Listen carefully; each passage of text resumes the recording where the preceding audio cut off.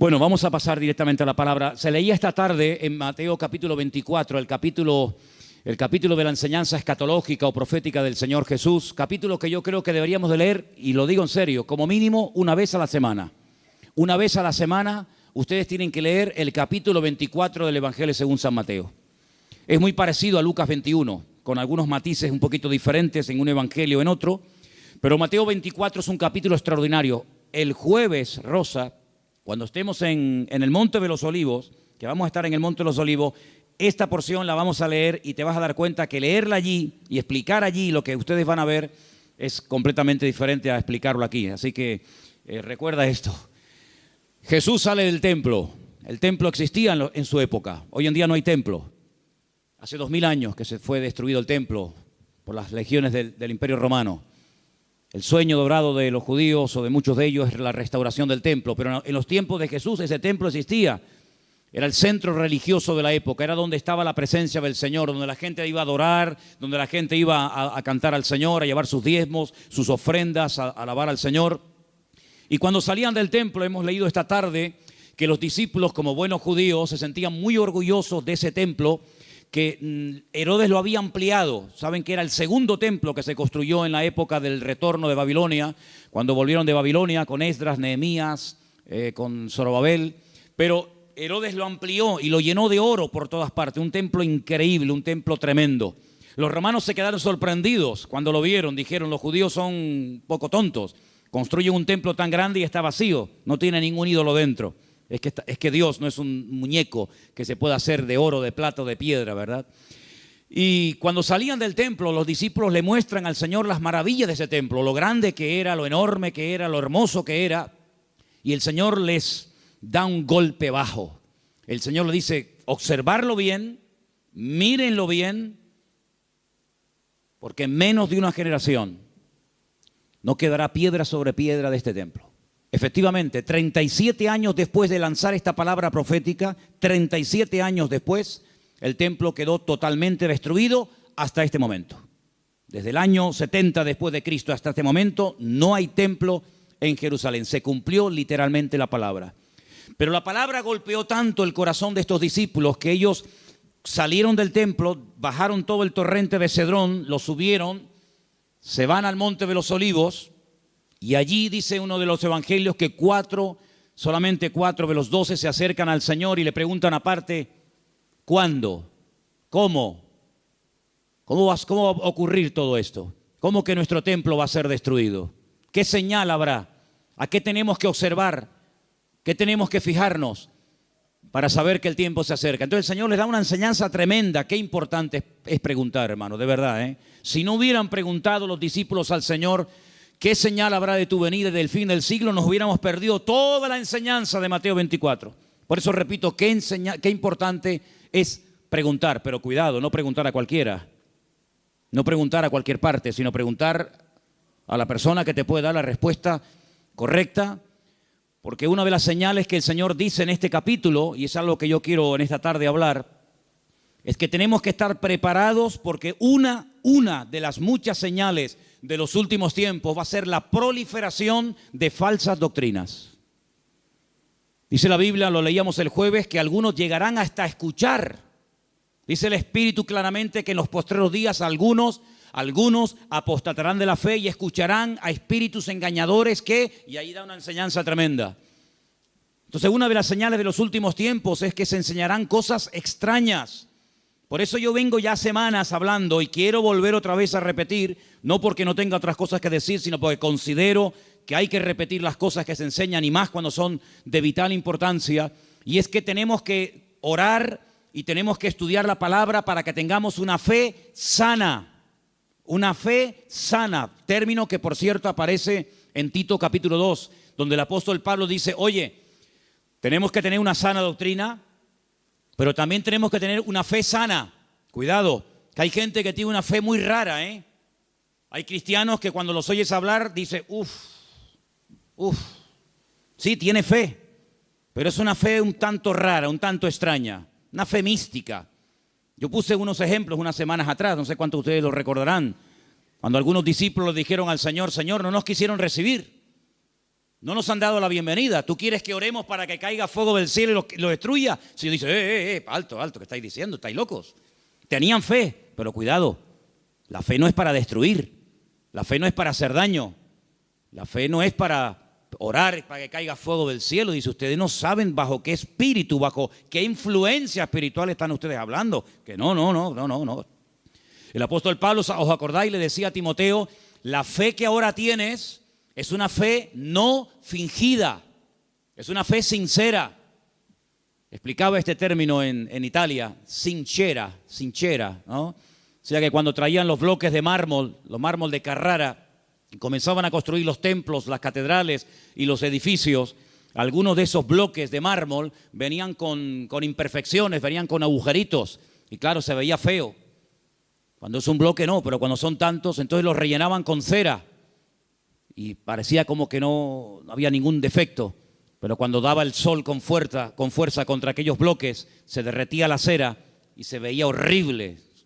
Decían, manden bloques sin cera, manden bloques sin cera, para que después cuando salga el sol no se quede esto de una forma tan fea y de tan mal aspecto, ¿no?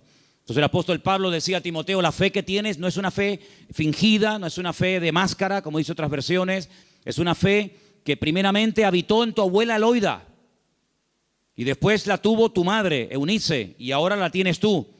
Entonces tenemos que preguntarnos de vez en cuando en qué estamos basando nuestra fe. ¿En emociones? ¿En sentimientos? ¿En sueños? ¿En experiencias? ¿O en la palabra de Dios? Yo me quedo sorprendido, muy sorprendido, porque de toda la vida hemos sido conocidos como el pueblo del libro.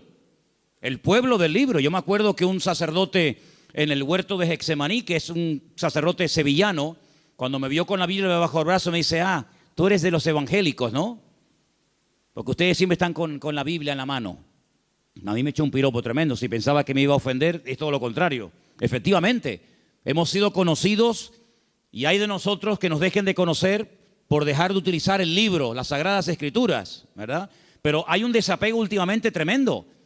Claro, se ha metido la gente en el mundo del internet y se ha metido en los cultos a distancia y se ha metido por aquí y por allá, que han entrado en las iglesias cosas pero muy, muy raras, muy extrañas. El jueves les conté algunas cosas que he visto ahora. He visto allí en Milán, donde he estado ahora mismo. Creyentes que están asustados, creyentes que si la maldición, que si, pero vamos a ver, hermanos, pero dice la Biblia que somos más que vencedores, que mayor es el que está en nosotros que el que viene contra nosotros. Creyentes que solamente desde que yo conocí ahora un matrimonio de hermanos de Ecuador que llevaban más de 10 años en esa congregación y dice, hermano, nos ha impactado mucho cómo usted la palabra. Y le digo, bueno, es que yo predico de la palabra. Y dice, es que yo hace años que no escucho un mensaje de la palabra. Digo, bueno, ¿y usted qué escucha entonces? Pues dinero, pide y dame. Digo, pero eso no es evangelio. Eso no es el evangelio. Yo no sé de dónde se han sacado esas enseñanzas. Hay predicadores que solamente tienen un tema monográfico, solamente saben pedir y no hablan de Cristo, no hablan del amor, no hablan del infierno, no hablan de la ira de Dios, no hablan del cielo, no hablan de la salvación. No, solamente tienen una obsesión y claro, prosperan, pero ellos, los demás no, solamente prosperan ellos. Y se autofinancian con su don y se pegan la gran vida asustando y manipulando y tergiversando la escritura. Y esto hay que denunciarlo. Ya está bien de hacer el tonto, ya está bien de decir, bueno, es que son siervos de Dios. No son siervos de Dios. Ellos se llaman siervos de Dios, pero la mayoría de ellos utilizan el púlpito para pegarse la gran vida y lo último que hacen es predicar la palabra, cosa que deberían de haber hecho siempre toda su vida. Y una de las cosas que tenemos que tener bien claro en los últimos tiempos es que van a proliferar falsas enseñanzas y falsas doctrinas. Y los sobreénfasis, qué peligrosos son los sobreénfasis, hermano. Déjeme que me explique. Tenemos que predicar todo el consejo de Dios. ¿Cuántos dicen amén? Toda la palabra de Dios. No podemos estar todos los días comiendo espagueti por la mañana, espagueti por la noche, Pero hermano, está bien, a mí me gusta la pasta, pero de 365 días comiendo lo mismo. Pues cuánta gente, hermanos, solamente saben un tema y lo sacan de ese tema y no saben nada. Que si el dinero, que si las profecías. ¿Sabe cuánta gente, hermano, van a las congregaciones para que alguien ore por usted y le den una palabra y le den una profecía? Mire, me leí hace unos días la biografía de la señora White. Madre mía, pero es un disparate. Una señora que dice que llegó a tener 2000 visiones y sueños proféticos. 2000. Y cuando murió, dejó más de 70 libros. Los disparates que esa señora enseñó. Claro, le dan un sobreénfasis ¿a qué? Al día de reposo. Sí, pero es que espérate un momento, es que la Biblia no solamente el día de reposo.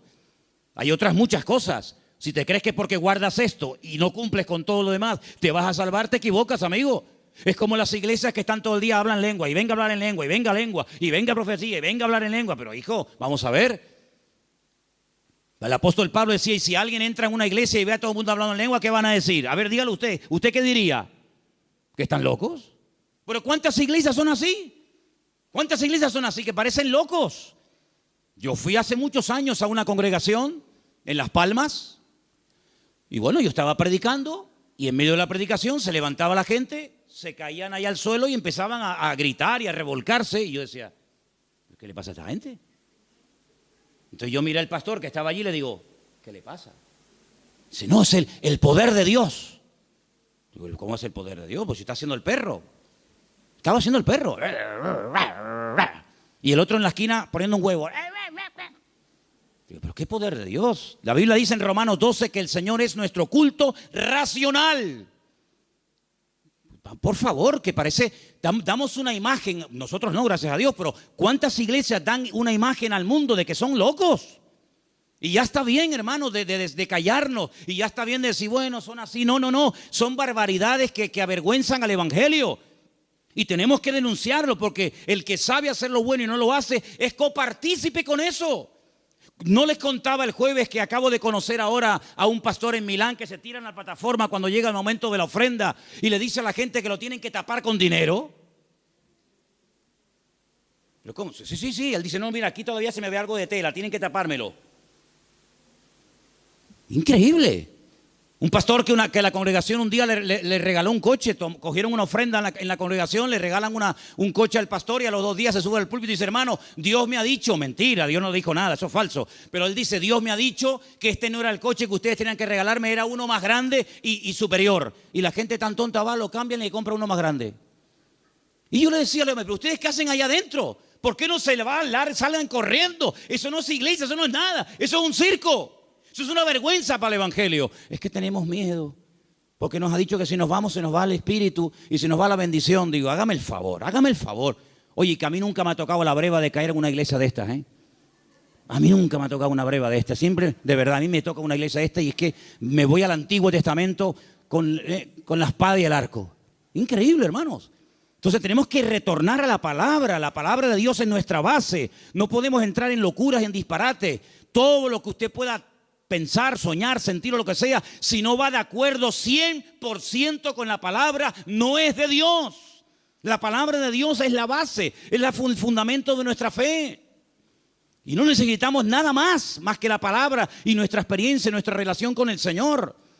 Yo creo que algunas personas no han terminado de descubrir lo que significa enamorarse del Señor y enamorarse de la palabra. Por eso buscan fuera, porque cuando un hombre está enamorado de su mujer no tiene que buscar otra. Y cuando una mujer está enamorada de su marido no se le van los ojos detrás de otro. Cuando usted está enamorado de Cristo no le tienta nada ni nadie, porque usted sabe en quién ha creído.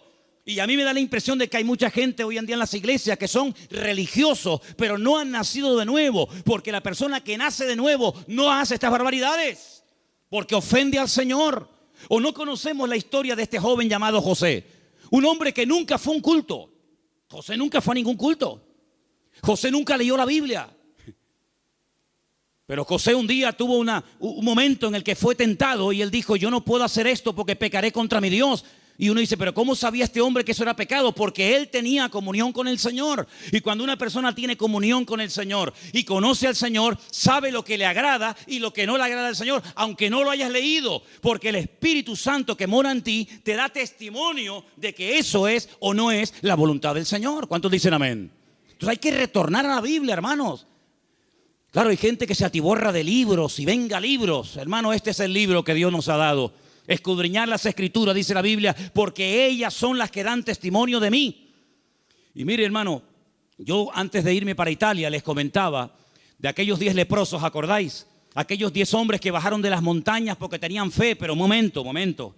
Yo les dije a ustedes y espero que no hayan olvidado esa enseñanza, porque para mí es de vital importancia. Ellos tenían fe. Por eso bajaron de la montaña. Ellos tenían fe, por eso clamaron al Señor. Pero el Señor no los sanó así instantáneamente, sino que el Señor les dijo, id y mostraos a los sacerdotes. Ellos no sintieron nada. Ellos no vieron nada. Ellos seguían estando leprosos. Pero ellos en obediencia se ponen a caminar y mientras caminan, automáticamente se produjo el milagro. Por eso, ¿se acuerdan cuando yo les dije que fe más obediencia es igual a la bendición de Dios? Por eso hay gente que tiene fe, pero no crecen, no maduran, porque es una fe a veces extraña, envenenada, contaminada, porque han estado en tantos sitios que, permítame la expresión, tienen un potaje en la cabeza. Pero cuando usted conoce al Señor y a su palabra, y usted tiene una fe sana, bien encaminada en las cosas del Señor, usted sabe que la fe, si no tiene obras, y la fe si no obedece al Señor, no sirve de nada. ¿Cómo usted va a pretender con la fe que tiene viviendo en desorden, sin poner en práctica los mandamientos del Señor? Que Dios le bendiga. Primeramente tendrá que ponerse en orden para que el Señor pueda hacer maravillas en su vida. ¿Y cuántos creyentes en las iglesias son una cosa aquí y fuera son otra?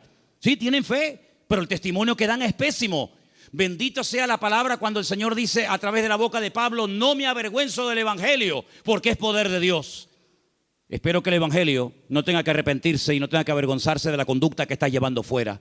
Porque aquí todos somos muy buenos, aquí todos levantamos las manos o el que quiera, y aquí todos somos muy santos. Pero ¿y por fuera?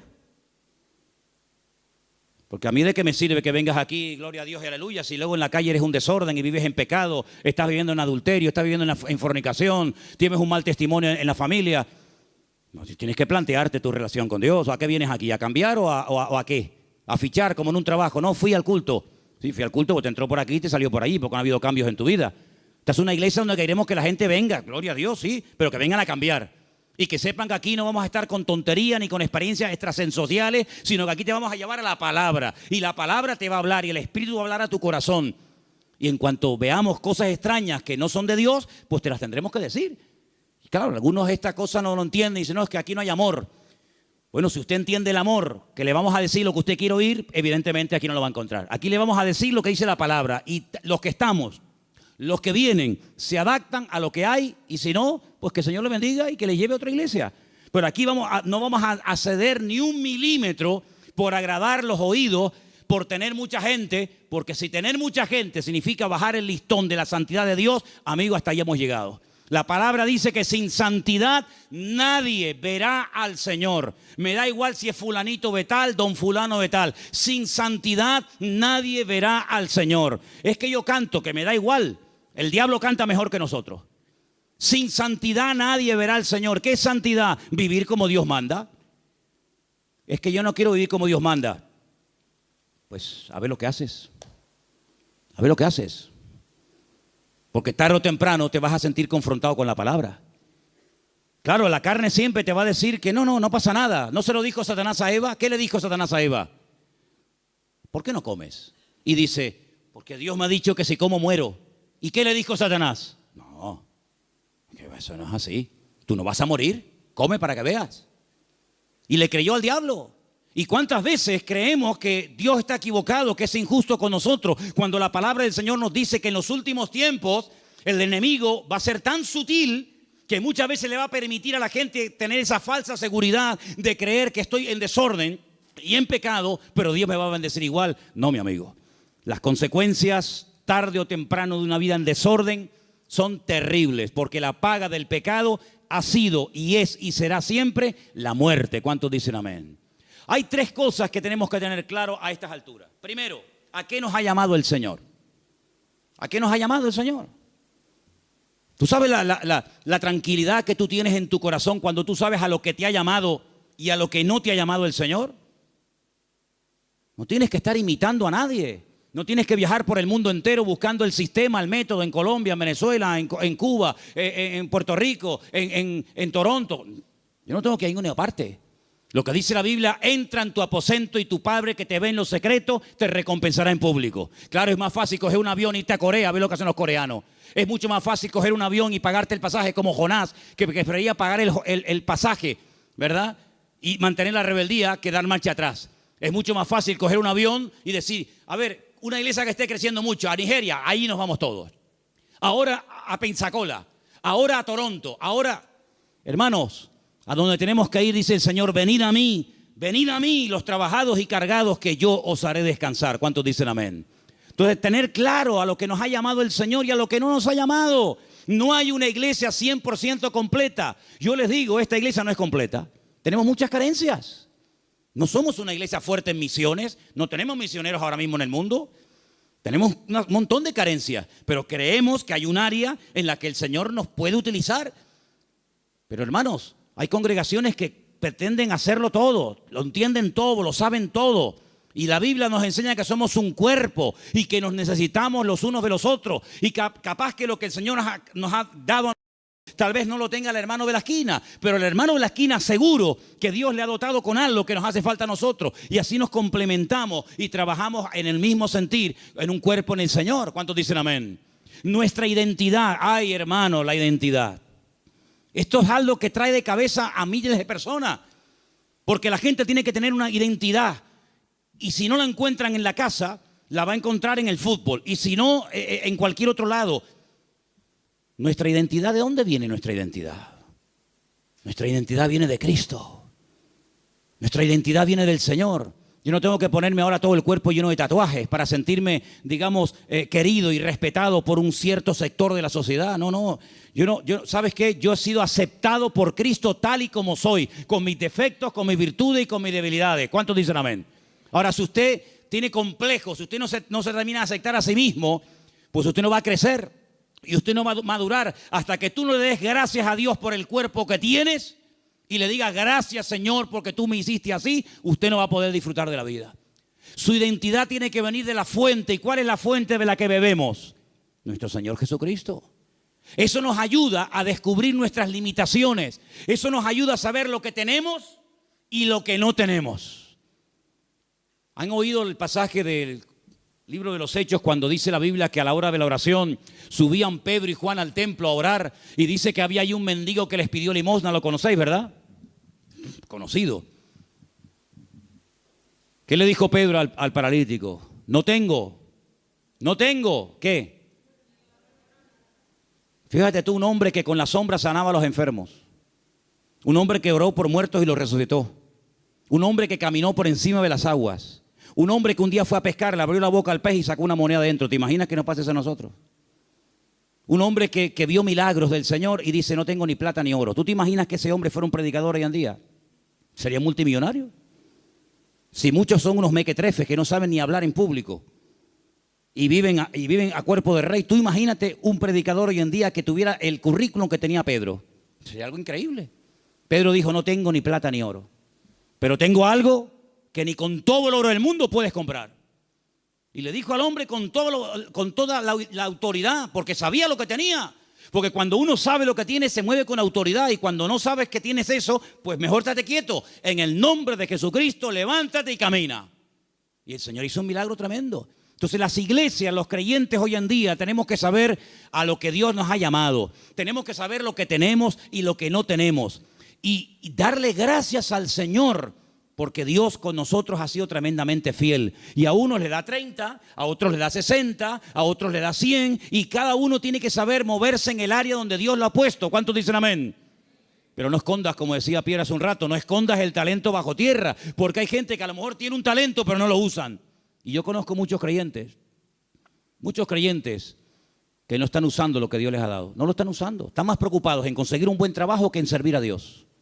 Están más preocupados en pagar lo que deben que decir, Señor, yo todavía no sé el don que tengo. Si yo me pusiera a preguntarle a muchos creyentes hoy en día, ¿cuál es el don que Dios le dio a usted? ¿Cuál es el don que Dios le dio a usted? Muchos dirían, no lo sé. Y llevan toda la vida en la iglesia. Entonces, en estos años, ¿qué has hecho? Porque si no sabes a lo que Dios te ha llamado, si no sabes cuál es el don que tienes, la pregunta es, ¿usted qué ha hecho en los 10 años que lleva en el culto? ¿Qué es lo que usted ha hecho? Queridos hermanos, es el tiempo de que le preguntemos honestamente al Señor, y está el año a punto de terminar, Señor, ¿en qué área tú quieres utilizar mi vida? Porque el Señor tiene grandes sorpresas para todos y para cada uno de nosotros. ¿Cuántos dicen amén? Ahora, hermano, escúcheme una cosa. Dios quiere que crezcamos en todas las áreas. Como dije antes, el sobreenfatizar algo, el crecer demasiado en un área, olvidándonos de otras, lo que produce son monstruos. Hay gente que le da un énfasis tremendo a la oración. Y claro, la oración es muy importante, hay que orar, claro que sí. Pero no tienen ni papa, no tienen ni idea de la Biblia. Por otra parte, hay gente que está todo el día con la Biblia, leyendo, memorizando y estudiando, pero nunca oran.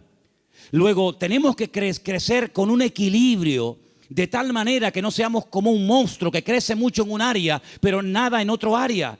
Y tenemos que dedicarle tiempo al Señor a decir, Señor, yo quiero crecer espíritu, alma y cuerpo, como dice la palabra. ¿Cuál fue el último libro que leíste? Sin contar la Biblia. ¿Cuál fue el último libro que leíste? Hay cristianos que no leen nada. Hay cristianos que no leen nunca nada.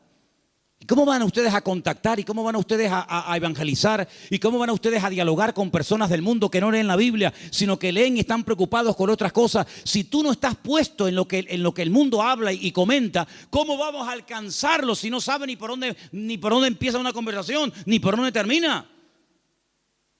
Hay gente que no trabaja, ni estudia, ni hacen nada. Y son las víctimas y son las personas más propensas a caer en desánimo, en depresión y en pecado. Una vez leí un refrán, no es bíblico, pero decía algo así como: Satanás busca a una persona desocupada para darle una ocupación. Grandes hombres de Dios a lo largo de la historia no cayeron en el campo de batalla mientras servían al Señor. Grandes personajes de la historia no cayeron cuando estaban activos sirviendo al Señor, sino en tiempos de ociosidad, cuando se aburrían, cuando no tenían otra cosa que hacer, porque para pecar hace falta tener tiempo. Por lo tanto, no desperdicien el tiempo, hermano. Pídanle al Señor: Señor, ayúdame a utilizar el tiempo. Si tienes tiempo libre, ponte a orar, congrégate, busca un libro, un buen libro para estudiar, para servir al Señor, para prepararte, pero no estés todo el santo día sin hacer nada, porque eso tarde o temprano se va a volver en tu contra y te va a crear grandes problemas. Quiero también comentar algo que para mí es de vital importancia. Hay gente que por la timidez, por el temor, por el miedo al qué dirán, no terminan nunca de dar el paso. Y déjame que te diga que hay una mujer en la Biblia que tenía un tesoro increíble. Lo quería consagrar, lo quería entregar al Señor, pero no fue de utilidad su tesoro, no fue de bendición lo que ella tenía, hasta que rompió el vaso de alabastro y ungió con ese perfume al Señor, y dice que toda la casa se llenó del olor del perfume. ¿Cuánto tiempo hace que no caes quebrantado en la presencia del Señor? Hay gente que tiene los ojos muy secos, hace tiempo que no lloran, que no se quebrantan en la presencia del Señor. Viven secos como palos, como aquel valle de huesos secos, que dice que eran muchos, pero estaban secos. Estaban secos, no había vida, no había espíritu en ellos. Y le dice el Señor a través del profeta Ezequiel: profetízale a los huesos, háblales a los huesos. Dice que cuando entró el Espíritu de Dios en ellos, se convirtieron en un gran ejército. No seas un hueso seco en un culto, no seas un hueso seco, escucha que te escucha, pero nunca compartes la bendición, nunca abres tu corazón a otras personas que están igual o peor que tú en un momento determinado. Pídele al Señor antes de que finalice el año, que está ya, como quien dice, a la vuelta de la esquina, poder ganar almas a los pies de Cristo. ¿Cuál fue la última persona que ganaste para Cristo? Yo estoy seguro, no lo voy a preguntar, porque no quiero que te sientas mal. Bueno, sí quiero que te sientas mal. Sí. No, que si no sería falso. Sí quiero que te sientas mal. ¿Cuántas almas has ganado para el Señor en este año? ¿10? ¿5? ¿1? No has ganado a nadie este año. Si yo no gano ni un alma para Cristo en un año, yo me muero. Le diría al Señor: Señor, llévame contigo. Ya mi ministerio se secó. Ya se secó. ¿Sabe lo que pasar 365 días? Viajar, comprar, ir de vacaciones,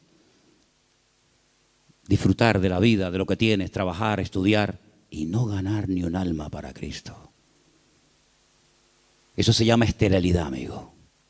¿Y cuántos creyentes son estériles? ¿Cuántos creyentes son estériles? No han tenido el privilegio de llevar ni a uno en 365 días a los pies de Cristo. ¿Cuántas Biblias has repartido este año? ¿50? ¿25? ¿10? ¿Ninguna? ¿Cuántos folletos has repartido este año para invitar a alguien a un culto? Hablarle del Señor. Esa es nuestra realidad. Esa es la realidad del pueblo de Dios. Por eso cuando me dicen, hermano, ¿por qué hoy en día no hay tantos milagros como hace 2000 años? Es que es normal. Porque el nivel de consagración y de compromiso del creyente del siglo XXI no tiene nada que ver con el creyente de los primeros siglos de la era cristiana. Aquella gente vivía para y por Cristo. Estaban obsesionados con el Señor. Hoy en día es muy, muy, muy difícil encontrar a uno en una iglesia que tenga las ideas claras, que dedique tiempo a la semana, 1 hora a la semana, un par de horas a la semana, para decir, ahora no voy a trabajar, no voy a ni móviles, ni internet, ni nada, sino voy a salir a la calle a ver si el Señor me pone a alguien en el camino, voy a evangelizar a un chico en el parque, a una señora que esté por ahí caminando. Es muy difícil encontrar a jóvenes, incluso hoy en día, obsesionados por Cristo. Yo le decía hace poco a un pastor, en mi época, cuando yo me convertí al Señor, todos los jóvenes en mi iglesia solamente queríamos una cosa, ir a la escuela bíblica, prepararnos y servir al Señor. Esa era la obsesión. Llegamos a ser hasta criticados. Algunos de la congregación decían, pero ¿ahora qué pasa? ¿Que todo el mundo se quiere ir al seminario y prepararse para servir al Señor? Hasta recibimos crítica en aquellos tiempos. Y en aquellos años surgieron un montón de pastores que hasta el día de hoy, son los que están. Pero pastores que ya tenemos 50 y pico años largos, porque te hablo hace ya 30 y tantos años atrás. Bueno, pues 35 años han pasado desde que yo estoy sirviendo al Señor y yo no he visto que ese deseo de servir al Señor a tiempo completo, como misionero, como pastor, como evangelista, como lo que sea, se ha ido diluyendo, se ha ido perdiendo. Y tú puedes observar hoy en día en los púlpitos que los pastores pues ya tienen de 50 años para arriba, si no más. Dime qué pastor hay, nómbrame 10 pastores en Tenerife que tengan 21 años como yo fui el primer pastor. Bueno, yo fui pastor con 19, pero dime 5 pastores en Tenerife que tengan 20 años y que sean pastores en este momento con 20 años. Ni uno. En mi época todos teníamos esa edad. Empezamos con 19, 20, 21 años hasta ahora. Tenemos que recuperar tantas y tantas cosas. En mi época no había la mayoría de las cosas que hay hoy en día. En mi época no había WhatsApp, no había internet, no había páginas web. Los cultos eran muy sencillitos, eran muy normales, no había tanta parafernalia de sonido. Parece que hoy en día la puesta en escena tiene que tener esto y aquello, porque parece que si no, el culto como que no fluye. En aquella época una guitarra española, pum, a la calle, encima un banco, orábamos, venía la gente, estaba el Señor, una sencillez tremenda. Eso tenemos que volver a recuperarlo, porque nosotros estamos en este mundo, ¿para qué? ¿Para qué estás tú en este mundo? Y dime, ¿para qué estás? Para llegar a una edad y decir, bueno, yo ya tengo mi casita, mis mueblecitos, mi paguita. Qué vida tan triste, perdóname. Qué vida tan triste. Estar esperando a yo jubilarme, para estar ahí esperando a la muerte. Este verano, cuando hice a un pueblo, había 3 personas en el pueblo. 3 personas en un pueblo, allí arriba, en los cañones del Sil, en Galicia. Cuando llegué, hablé con esos 3 viejitos y le digo, ¿qué tal? ¿Cómo están? Los 3 al momento me dijeron, aquí estamos esperando la muerte. Digo, ostras. Yo déjame dar un paso atrás, no sea que me pase a mí algo también. Dice, los jóvenes se han ido todos. Los jóvenes del pueblo se fueron. Y aquí estamos esperando a la muerte. Digo, madre mía, pero qué futuro de vida. Que le puede venir dentro de 6 meses, dentro de un año, dentro de yo qué sé cuánto. ¿Y tú qué estás esperando? Si tú pudieras hoy tocar un botón y apretando ese botón consiguieras lo que tú tanto quieres tener en la vida, ¿qué sería lo que tú más anhelas tener? ¿Pasa ese botón por agradar y honrar al Señor? Yo quiero que en esta noche nos hagamos estas preguntas, hermanos. ¿Qué estamos haciendo con nuestras vidas? ¿Qué estamos haciendo con nuestras vidas? ¿Sabes? Hace unos días pensaba lo mismo que llevo años pensando. Se nos ha ido otra vez el año. Hoy es 20, ¿no? 20 de noviembre. Pero sí que parece que el otro día estábamos en el retiro con el pastor Antonio en el Puerto de la Cruz. Y yo me acuerdo que el otro día tuvimos el retiro donde hablábamos de Amalek. ¿Se acuerdan? Pues ¿cómo puedes pasar tanto tiempo? Y el campamento de jóvenes ya pasó. Y las vacaciones de verano se fueron. Otro invierno más. Y ahora, este mes, así, volando, llega diciembre y otro año más. Hermanos, algo tiene que cambiar en nuestras vidas. Te tienes que replantear tu tiempo, tu vida, tu juventud, tu matrimonio, tu familia de una forma diferente. Tú no puedes ser un parásito en una iglesia. Tú no puedes ser una persona ahí sentada 1 año, 2 años, 4 años, 5 años, 10 años, 30 años. Uy, se murió el hermano. Señor, toma, te lo mandamos, otro para arriba. No, hermano. Sea una oveja productiva. Involúcrese en las cosas del Señor. Tenga ilusión por las cosas del Señor. Y yo creo que si nosotros verdaderamente buscamos al Señor de todo corazón, hay tantas cosas que podemos hacer todavía para el Señor. Yo, hermano, yo tengo más ganas de servir al Señor que nunca, pero yo no quiero que esta iglesia sea un freno para mi vida. Yo no quiero que esta iglesia se convierta en un tapón para mí. Yo tengo mucho más visión que estar aquí. Y yo estoy plenamente convencido de que el mundo, no Tenerife, el mundo nos está esperando. Y el Señor tiene gente aquí que puede utilizar de una forma tremenda, pero somos nosotros los que tenemos que decir, Señor, cuenta conmigo. Porque quiero terminar diciendo algo. La noche que el Señor Jesucristo sabía que iba a ser entregado, dijo algo tremendo. Dijo, Padre, pasa de mí esta copa, mas no se haga mi voluntad, sino la tuya. ¿Y saben cuál era la voluntad del Padre en ese momento? Que lo mataran. Es increíble. El año que viene va a ser un año muy interesante. Créanme, va a ser un año tan interesante. Porque ya empezaron los dolores de parto, pero los dolores de parto no duran siempre. No, hermana, yo no entiendo mucho de esto, yo nunca he parido, ¿no? Pero más o menos hablo de la teoría. Los dolores de parto están ahí, pero llega un momento que se acabó el dolor, nace el chiquillo y ya está. Bien. Llevamos años con dolores de parto. Europa ya lleva años en dolores de parto. España ni te cuento. España yo creo que le van a tener que hacer una cesárea dentro de poco, porque no hay forma de que salga el chiquillo, ¿vale? Estamos con dolores de parto hace mucho tiempo. El año que viene van a salir muchas cosas, van a parir muchas cosas que se han ahí retenido con dolor. Bien. Estoy recibiendo llamadas de Estados Unidos. Muy interesantes, por cierto. Para muchos, sobre todo para gente de Latinoamérica, más que para gente de Europa, Estados Unidos era el sueño dorado. Yo recibo cada día correos de gente que me dice, he mandado solicitud, he pedido visa a Estados Unidos, me la han denegado, entonces estoy tocando la puerta a ver si usted, no sé qué. No te puedes ni imaginar la cantidad de gente que me escribe cada día de montones de lugares que primero tocan a la puerta del tío Sam. Primero le llaman al tío Sam. Y cuando el tío Sam le dice, por aquí no entra, entonces llaman yo qué sé, a Don Quijote de la Mancha y Sancho Panza, ¿no? Por ejemplo, por un ejemplo. Vean. ¿Cómo van a reaccionar todos aquellos creyentes que se fueron a Estados Unidos creyendo que era el paraíso terrenal? Cuando el señor Trump les diga, usted, y usted, y usted, fuera de aquí. Ay, amigo. A mí se me han abierto muchísimas puertas en Estados Unidos. Me he negado rotundamente a ir. Porque mi confianza y mi refugio no está en América, mi refugio está en Dios. Ahí está mi confianza. Y el libro de Proverbios dice, más vale bocado seco y en paz. ¿Eso qué? Un cacho de pan, pero con la bendición de Dios. ¿Se puede tener un trozo de pan con la bendición de Dios? Sí, claro. ¿Y se puede tener abundancia sin la bendición de Dios? Tan claro, por supuesto. ¿Qué te crees? ¿Que toda abundancia viene del cielo? Ay, amigo.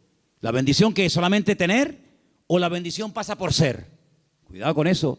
¿Cómo van a reaccionar tantos y tantos que se fueron a América creyendo que aquello era el paraíso terrenal, que ya por fin el sueño dorado se había cumplido y que ahora le digan, vuélvanse a su tierra? Ay, amigo. Ha llegado el momento, hermanos, si no lo veis, lo vais a terminar viendo y entendiendo. Ha llegado el momento que todos los creyentes del mundo, en el único en el que nos vamos a poder refugiar, como siempre ha tenido que ser así, pero parece que se ha olvidado, es el Señor nuestro Dios. Él es nuestro pronto auxilio en las tribulaciones.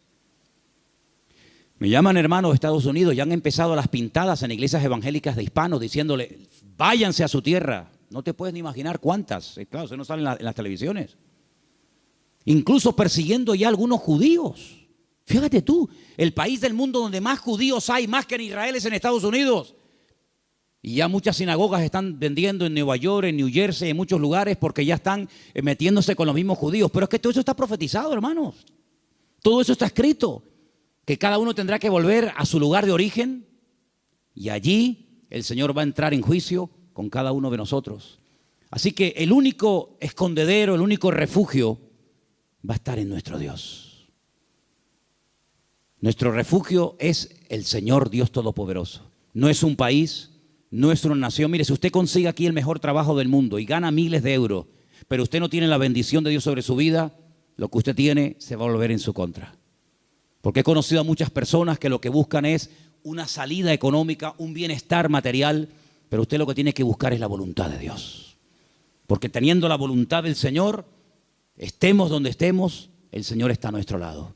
Ahora, si usted cree que el Dios de Estados Unidos es más grande que el de Garcilaso de la Vega, coja el pasaje y váyase mañana sin falta. Pero el Dios de allá es el Dios de acá y es el Dios en todas partes. Y Él es galardonador de los que le buscan. Nuestra confianza no está en los países, no está en los gobiernos. Nuestra confianza está única y exclusivamente en nuestro Dios. En el Dios que nunca nos ha fallado, el Dios que ha dicho estaré contigo todos los días hasta el fin del mundo, y el Dios que nos va a enseñar a vivir por fe. Nos va a enseñar a vivir por fe. Ya nos está enseñando hace años el Señor, por lo menos a nosotros, a vivir y depender solamente por fe del Señor.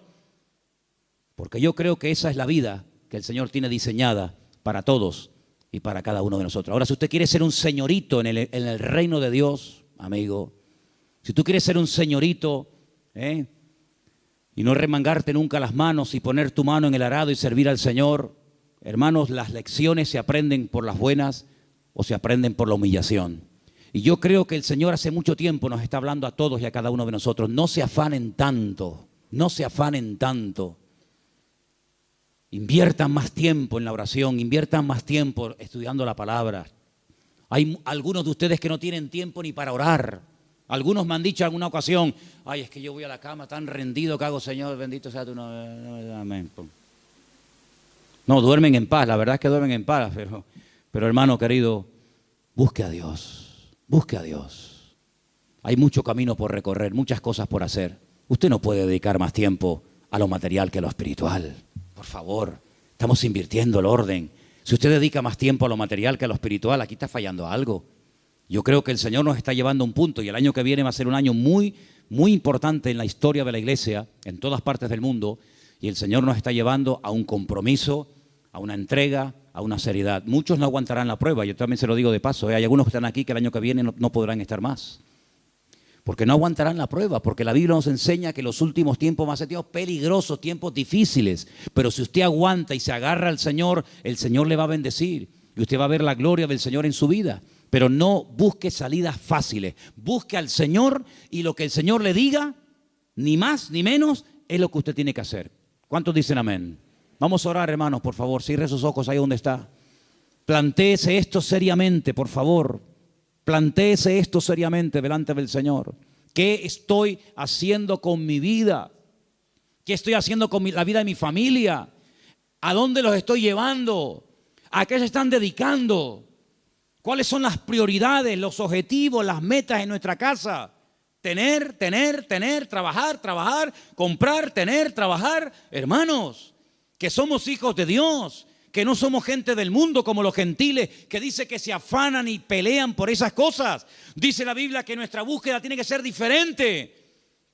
Que el Señor nos indica que tenemos que buscar primeramente el reino de Dios y su justicia. Y muchas de las cosas que vendrán por añadidura, dice la Biblia. Créame, vendrán. Claro, hay gente que nunca ha visto que le vienen por la añadidura porque no buscas el reino de Dios. Entonces, como no buscas, tienes que buscar tú la añadidura.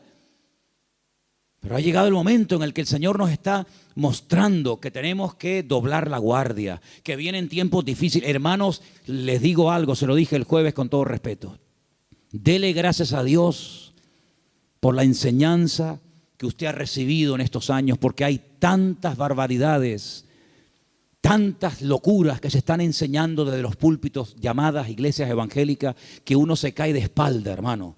Uno siente hasta vergüenza ajena de las falsas doctrinas, de matrimonios destruidos, de pastores que, bueno, hermano, de verdad, mire, esto daría horas. Vamos a pedirle al Señor, Señor, danos ese amor por ti, por tu palabra. Volvamos al libro, volvamos a las Sagradas Escrituras. Señor, en esta noche queremos pedirte que tú nos ayudes a esforzarnos más por tu reino, a no estar tan afanados, tan estresados, tan preocupados por lo material, Señor.